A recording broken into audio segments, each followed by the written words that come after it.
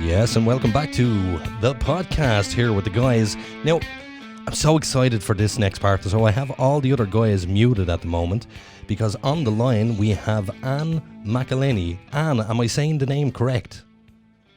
Yeah, that sounds very good. Mcelhinney or Mcelhinney? Mcelhinney. Mcelhinney. So I have been, actually one of the guys here did pronounce your name correct. I got it totally wrong. Ann, I'm going to fanboy on you a little bit. I've been looking forward to this all day. I have spoke to politicians in my lifetime. I've spoke to movie stars. And this is the first time I've been really nervous. Oh, God, that's so flattering, but don't be, really, genuinely. It's great to be on the show, and thank you so much for asking me. Well, look, it's a pleasure having you on the show. I do remember I spoke to you last year when, I think it was it 2018 when the Gosnell movie was released? Oh, God, yes, I think it was I think 2018. Yeah, I think it's 2 years ago, I think now. Yeah, gosh, I don't know. With this pandemic, time has just taken another quality. I don't know whether I'm coming or going. Well, actually, do you know what? That leads me to a question that I wanted to ask. Given the current climate over in the States at the moment, because you are in Los Angeles, correct? I am, yes. So with the whole George Floyd, Black Lives Matter, COVID, unemployment going through the roof, what is the tension like over there? Because here we see it on the news, and I don't know whether we're getting the correct representation of what it's actually like over there. Yeah, well, I mean, funny, it's not too bad here in Los Angeles now, but we've had everything. It's been one of the, we've had plague, we've had rioting and looting. We've had wildfires. It's like, what's going to happen next? We had a thing called murder hornets, literally, some kind of fly that was really dangerous, So it's been, it's a very, very specific year. And now, obviously, Ruth Bader Ginsburg died on Friday, which has created another level of tension. And obviously, there's a lot of expectation here that we'll be back into a rioting and looting situation because of the death of the Supreme Court Justice, which creates a vacancy on the Supreme Court. So it's definitely a very tense time. A lot of conservatives actually are leaving California because it's just become really difficult to be here. The political tension is terrible among communities that prior to this possibly got on a lot better, but suddenly the stakes seem very high. It does seem to be very, a bit of a powder stressed. keg at the moment, and it's like any small thing will just set people off. The area that you're in at the moment, now, have you seen any rioting or looting, or has it been relatively safe? Yeah, we've had all of that. We've had all of that here. Yeah, I'm in Venice Beach, California, and we've had all of that. There was looting in Santa Monica. There were protests here in Venice. We didn't have looting here, but a lot of the businesses around the corner from here, very nice neighborhood. Abbot Kinney is one of the most famous, retail streets in the world, and they boarded up the businesses. It was very frightening to live in a place where you watch people putting up boarding outside of their businesses and writing, black-owned business, like as though by being a white person who owned a business, you deserve whatever you get. Yeah. So it's certainly not. It's not without tension, and it's definitely a very difficult time. And how do you feel that Trump's reaction to all of this has been? I think he's been great. I think if anything, he should. I think him being strong on law and order is what people need to. People want to hear that. This is frightening for people to be suddenly in neighborhoods where the shop where they normally get the milk or they get their medicines has been looted. By marauding hordes of people, who want the police defunded, and it's I think it's going to be good for Trump in terms of the election, because he's the guy saying this stuff has to stop, this looting has to stop, this rioting has to stop, and clearly the other side are the ones who are doing the looting and the rioting. So, and up until quite recently, the Democrats have been really quiet about condemning anything in terms of law and order in Seattle or Portland or Kenosha, any of these places where there's been a lot of damage done. And, we had quite a bit of it here in Los Angeles ourselves. So are you guys on a green card over there, or what's your status like? No, we're on visas. So we've done, I don't know how many visas we've done at this stage, but yeah, we're on visas. We never went for the green card because it's quite complicated. I don't know if you know people who have the green card. I do. It's a big deal. It's a big, complicated process that, like, you'd nearly need to sit and do nothing else for 2 or 3 weeks to try and organize the paperwork. So we've never had time. So we just do visas. And is that something you think you're going to do in the future? I don't know. I mean, this election is going to be very interesting for what everyone's going to be doing in the future, And if you did get a green card, would that entitle you to vote? I don't know the answer to that. I actually don't know the answer to that. It's interesting. And if you could vote, I'm assuming you would vote Trump, not Biden.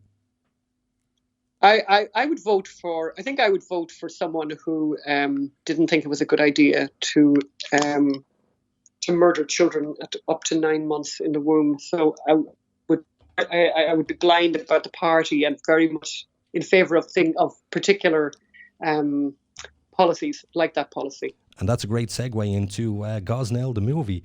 You started off as a pro-choice person. Can you tell me, how did you change? What was it what was the catalyst to all of this? I mean, I can even remember, pro-lifers in Ireland and people showing I remember this whole thing, people showing these photographs, and I always thought the photographs were doctored, and I also was kind of, I thought there was a, religious mania to pro-lifers and, all of that. And then as a journalist, I'm doing this story, we find this story about this abortion doctor who was, is in court in Philadelphia, and he's there because he delivered babies alive and cut their necks with scissors, and he did it for 30 years. But he's up in court on a number of charges, not for the whole number, but for, I think at the time it was 7 individual babies that they were charging him with. It ended up being whittled down to 3 or 4.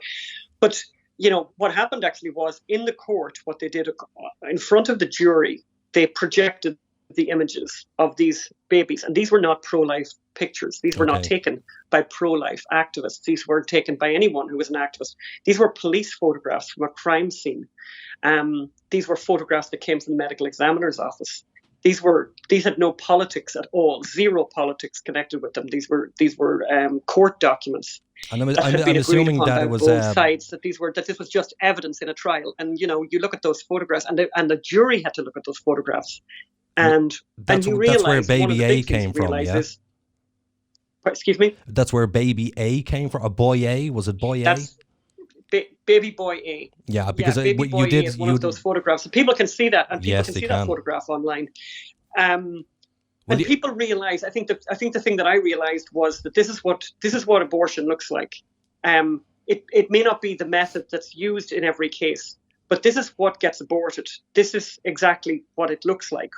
The person that gets aborted looks like this. And for anyone to look at any of those photographs and not notice the humanity in each one of them, it's impossible, actually. It's impossible. This is not a clump of cells. None of those photographs have any resemblance, actually, to a clump of cells. They have everything resembling a human being with fingers and eyelashes.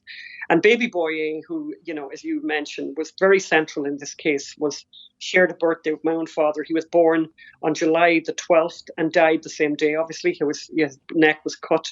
But when he was born alive, he was thrown into a Tupperware container, and he curled up. And the people who were there in this abortion clinic, they watched him try to protect himself, try to curl himself up, because these preemie children, one of the things about them that came out in the case is that they feel the cold, very, very particularly. They're always, they need to be warmed up really quickly, and they find the light.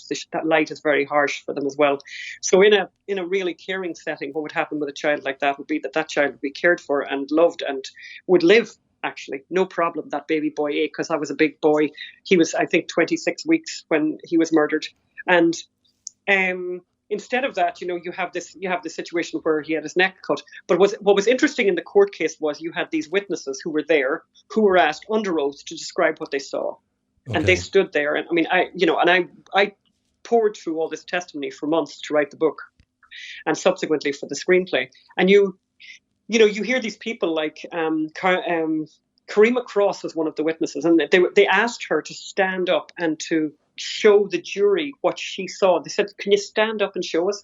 And she stood up in the courtroom, and she curled her body into the fetal position to show what baby boy A had done in order to try and live. And the jury were stunned. I mean, the jury were like flabbergasted. And the jury, by the way, had been very carefully hand selected to not be pro-lifers. They wanted them to be either neutral on abortion or pro-abortion, so that they give this guy a fair shake in the sentencing. But I can tell you that those jury who a lot of them were pooled afterwards, and we interviewed quite a number of them. They said that they were just changed forever on their attitude to abortion, because they saw what it is that gets aborted. Speaking about changing how forever, perfect these children are. We have one of my producers here. We were watching you on Stephen Crowder, and you were talking about baby boy A and looking up the picture, and you can see it on Google. So one of my producers here, he actually was pro-choice, and when he saw the image of baby boy A, there was a complete change in opinion. I've never seen somebody take a U-turn so heavy in all of my life. He just changed his opinion completely after seeing that, because most people think, these days, especially in Ireland with Repeal the 8, there was 6,666 abortions. What an odd number. I think that was last year or this year. It's a crazy number. It's on the rise, and I think that a lot of women what they're doing is they're using this as a way of contraception, and it's been quite glamorized, because when Repeal the 8 came in, I saw on RTE and TV3 people out celebrating on the streets that this actually passed. I mean, I'll never forget those pictures from Dublin Castle, from the square at Dublin Castle, with these women. Mostly young women, doing this kind of celebratory thing. It was demonic, really. I thought it was frightening. It was like, even if you're pro-abortion, even if you're in favor of it, I think their reaction and the way that they reacted to this was just bizarre, actually. Bizarre. Almost impossible to understand. But we've seen similar things here when the abortion law was changed in New York State, and Hillary Clinton and Governor Cuomo have a similar kind of grimace and, big mass of laughter when they changed the law in New York. And what they changed it to was up until 9 months. That's what they changed it to. And this was something that deserved massive, laughter and this kind of celebratory glee. And it's, even, as I said, even if you're in favor of it, that seems like a really odd reaction. It does, for somebody to be actually cheering the death of an unborn child. Because, I mean, if a woman lost a child due to a miscarriage, people are quite solemn and they're like, we're so sorry about that. But on the other hand, there's now people out cheering on the streets, which I find completely bizarre. I think they don't. I don't think they connect the dots. But I've heard. I mean, I've argued with people in Ireland. Dear friends who say that people did know what they were voting for. I mean, I've always maintained, and maybe it's because I'm. The opposite is so horrific for me, but I actually don't think people knew what they voted for. I really don't. I remember being at a party in Ireland, and just the way it was that I ended up at a party where I was surrounded by all these people who were delighted with the result of the referendum, and they were delighted, and I was trying not to argue with everyone I met. But one woman was talking to me, and I said, I just sort of said it I said, I really don't think people knew what they were voting for. Because no one actually, really, they didn't really know the details of how an abortion is done, exactly what is done. And she said, well, I don't see why that'd be relevant. And she has a PhD in, in sort of whatever, so she's not, not the average, in terms of intelligence. And yet she could come out with something so stupid. Only a very clever person would come out with something so stupid. Yeah. And I think it was sort of, and it's a clever aspect of the work of Planned Parenthood here in the United States. And I would think from the Repeal the 8 people as well in Ireland is they're very clever. And I think it's a very smart move on their part to never talk about what you're talking about, if you know what I mean. Keep it all very theoretical. Keep it all in the realm of choice, because people love the idea of choice. I love the idea of choice. I love going to big supermarkets and shopping centres. People love choice. And, the idea of choice is an attractive sell. It is. Everyone's for that, right? So do you think it was missold to the Irish people? But I think what was missed was, what is this? What's happening? What do we do? What do we do? How do we do it, by the way? How do you do it? How do you actually do this? And what is it? What does it look like? What is it we're doing? How do you do it? And what do we? And when you start to look at what it is and how you do it, it's pretty shocking. I mean, even I think a lot of people don't know that. I mean, I was really shocked. It's very small details. Like I remember because I had all the crime scene photographs from inside the clinic in Pennsylvania, and one of the things I remember seeing this sieve.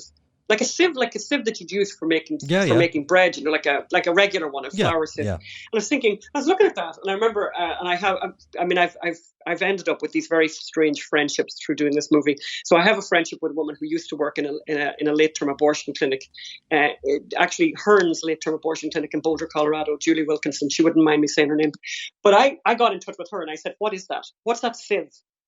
And so then she explained that in those early abortions that everyone seems to think is like a nothing burger, where they use this Hoover, where they use this kind of a Hoover machine and they, suck everything out. Everything then has to be then put through a sieve.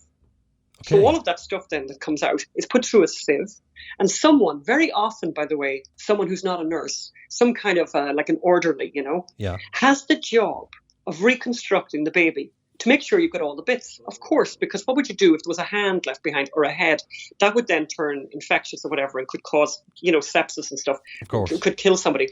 So, but someone has that job. But once you start to get into that granular level and you start to think, oh, right, so that person then puts the bits together. They're not putting the bits together of some kind of cellular organism. No, they're putting hands, and they call them hands and legs, and there's a missing torso, and they're missing whatever. And that's what the sieve is for. And someone has that job. And it often strikes me, and I remember having this conversation, which I think with Cora Sherlock, but someone in Ireland right now, not just one person, by the way, but many people have that job. They're out there right now, and they have that job in Ireland to do the sieving, to go through the sieve. So those people, those walking wounded are walking around Ireland with that on that. That's what they do for a living. That must be a heavy cost for them to bear it on their soul. Yes. I couldn't imagine doing such a job. I have friends who were, they work for the fire brigade and who were in the police and the army. Oh, yeah. And they all see crazy stuff. But every one of them say the exact same thing. When they see a victim of a car crash, that is an adult, it's difficult for them to deal with. But when it comes to a child, when it comes to a baby, it gets them so much worse. So I just can't get over why people are not understanding that this is a baby. This is not an adult. This is a baby who is defenseless against whatever mechanism they put inside the woman to perform the abortion. It's just it really does boggle the mind.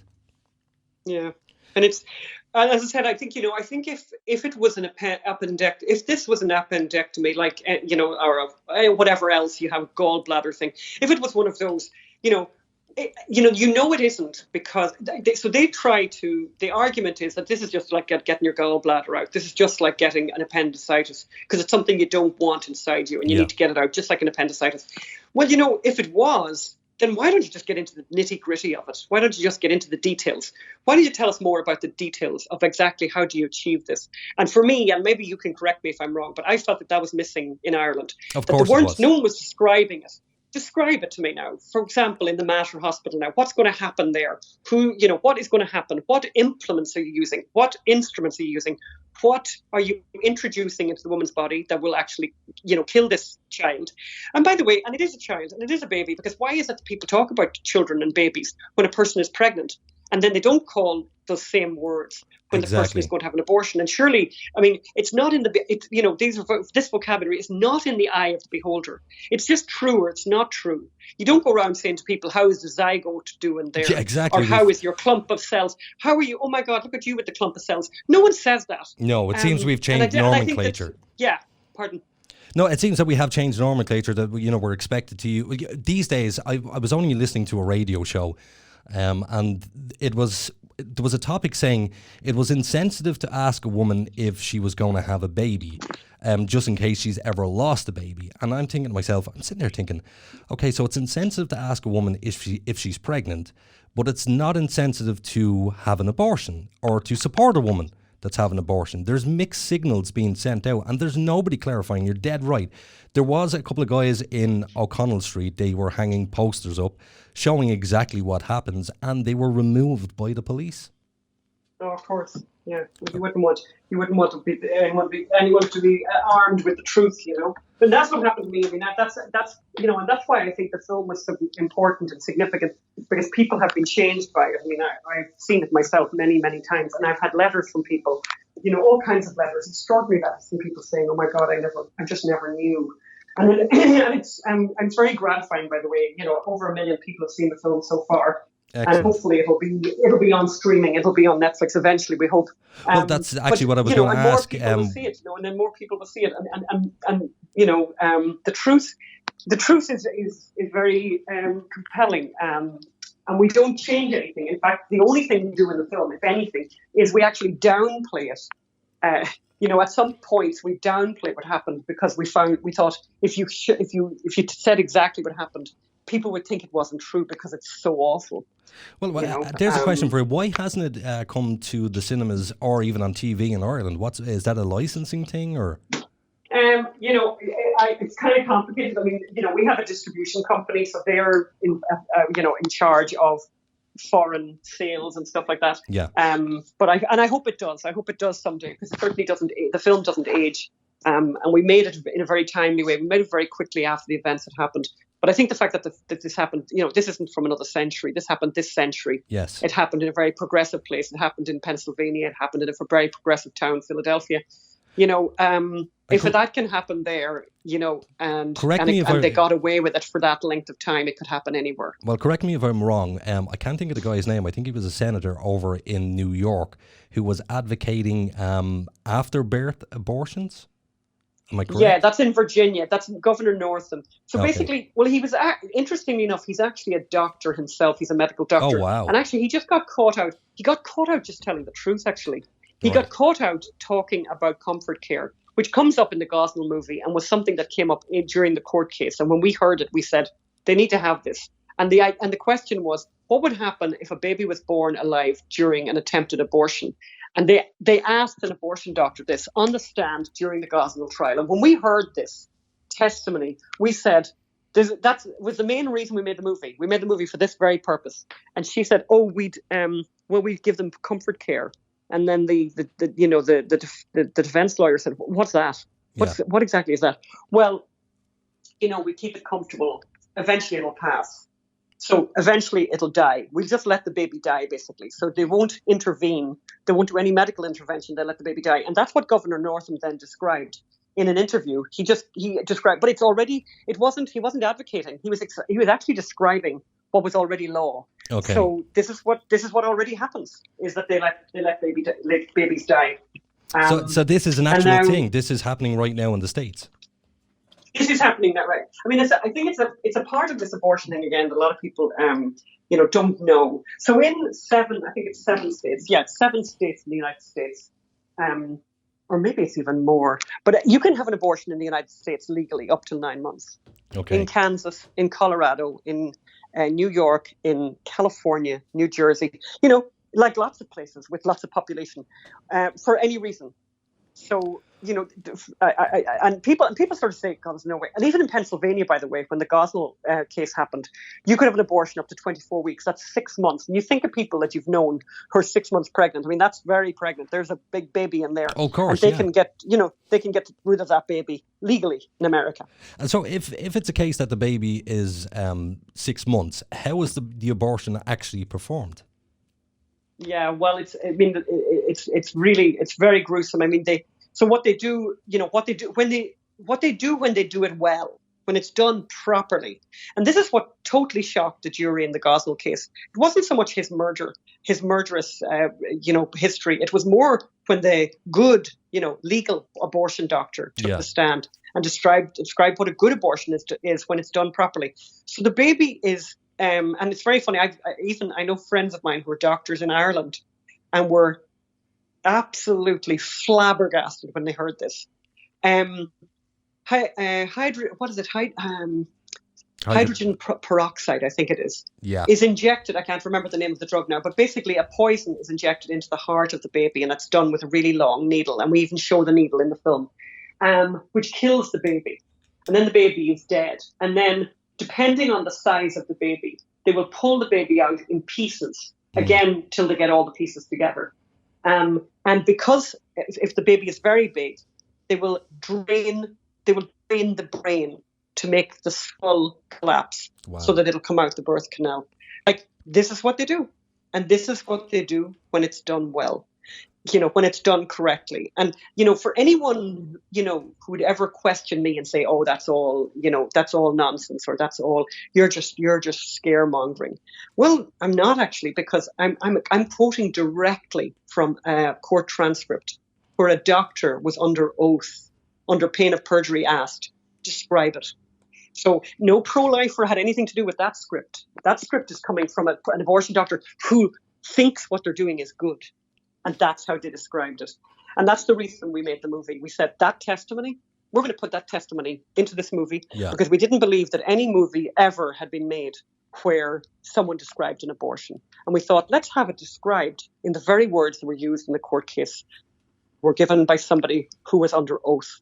And people say all kinds of things in the world. They say all kinds of stuff. But people speak very differently when they're under oath. People understand the significance of it. And so that's what was said under oath, and it's worth reading. Well, because you're spearheading this campaign, I'm assuming that you yourself, both professionally and personally, have come under major heat. Can you describe what that's been like, or has it been positive? Oh, it's been a kind of a mix. I mean, I'm a journalist. In the end of the day, I'm a journalist. I'm telling a story that's true. So, people can be angry, but the real problem is that they come up against the facts. I'm not voicing an opinion in a way. I'm voicing this is what happens. Yeah. And then people are really angry because they just they might be. There's all kinds of reactions, by the way. But I would say in the main, I've had a lot of very positive reactions. I've had some weird reactions too. I've got, people that I know very, very well and who have literally never watched the movie, haven't read the book, and never talked to me about it. And I think, obviously we know the numbers of abortions that have happened in the world, and they've happened, Irish people have been involved too. And, I think there's a lot of untold stories out there. And, I don't force anyone into anything. I try and get people to watch the movie if I can.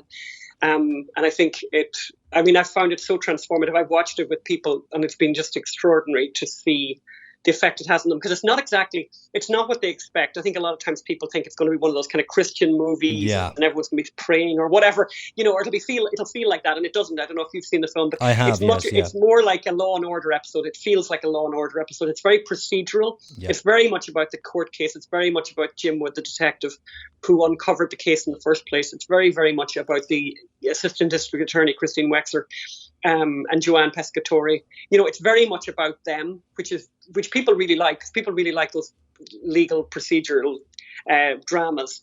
And we certainly have quite the procedural drama here, and even just knowing those characters. And I would recommend to anyone who can't get hold of the film right now, because I think it's probably hard to get, but you certainly should. I would recommend the book. I think I'm really proud of the book, and it's and so you should anyone be. Wants plenty of details. They can get certainly plenty of details. It's called Gosnell, the Untold Story of America's Most Prolific Serial Killer. And where can people buy that book?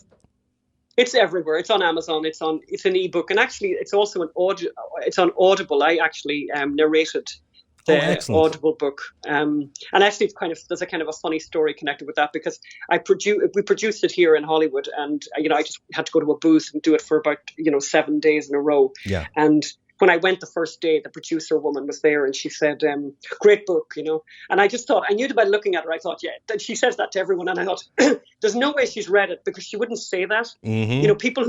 People say, "Great book," it made me puke. I vomited. Yeah. Like literally, that's what people say to me. I cried in my car. I cried. I couldn't. I had to stop it and read it and stop it and read it. I had to take breaks, because it's very, very powerful. The book, because it's all fact. It's all fact, and the facts are awful. But she says this anyway, and I thought, grand, I'm not going to call her out on it. And then I went into the booth. I put the headphones on. And I start doing the narration, and then I would take breaks and I'd come out, and she was weeping. Oh.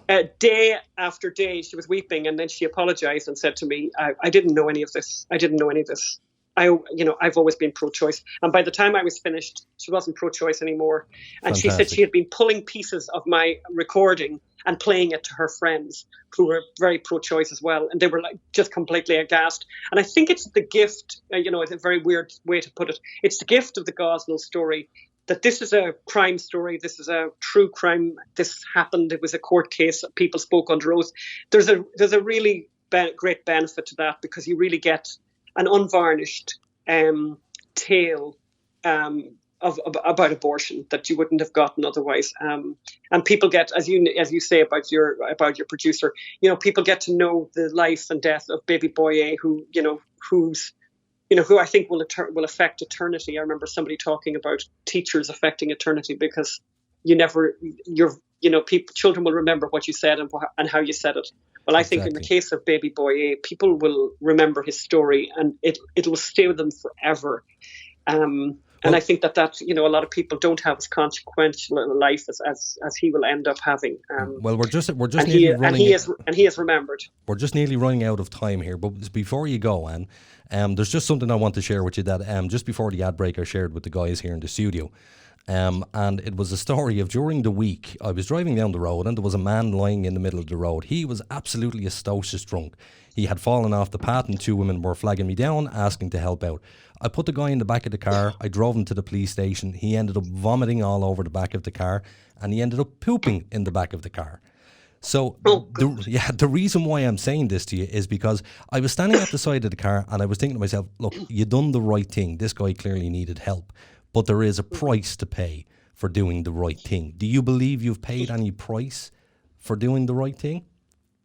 No, I've actually been very, very richly rewarded. Actually, I'm really. That's going to sound weird. I'm really happy that I got to be the person who told this story, because it changed my life. I've met the most extraordinary people because of it. It's changed everything, and I feel very privileged.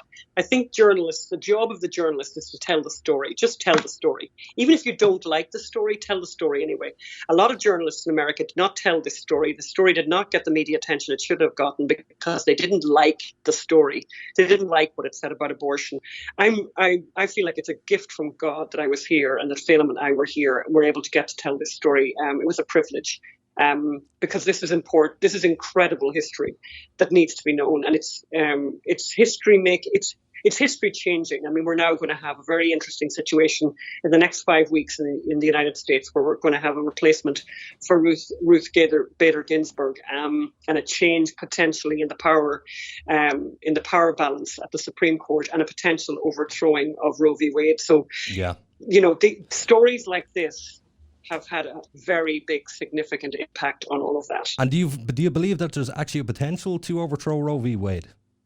Oh no, without a doubt, it will be overthrown. It was very dodgy, even from a constitutional point of view. Forget about the content. From a constitutional point of view, it was very weak law, and even people who supported it say that. But overturning, people need to remember, overturning Roe v. Wade it's big. It's very big, yes, but it's not huge. What happens then is the vote will go back to individual states to decide what they want to do. And I always remind people here, being from Ireland, being from the only country on the planet Earth that voted for abortion, that could happen to you too. Yes. So people need to change hearts as well as change minds. And on that note, Anne, we will let you go. It was fabulous having you on. If people want to find you, where can they find you? Facebook. Oh God, that's a good one. The unreportedstorysociety.com. Unreportedstorysociety.com is our website. And I'm Ann Mcelhinney on Twitter and on Facebook and everywhere else. And I would encourage all the listeners to send Ann as much love. She's doing a wonderful job. And it's been fabulous having you. We're going to go to a break. Thank you very much for coming on the show.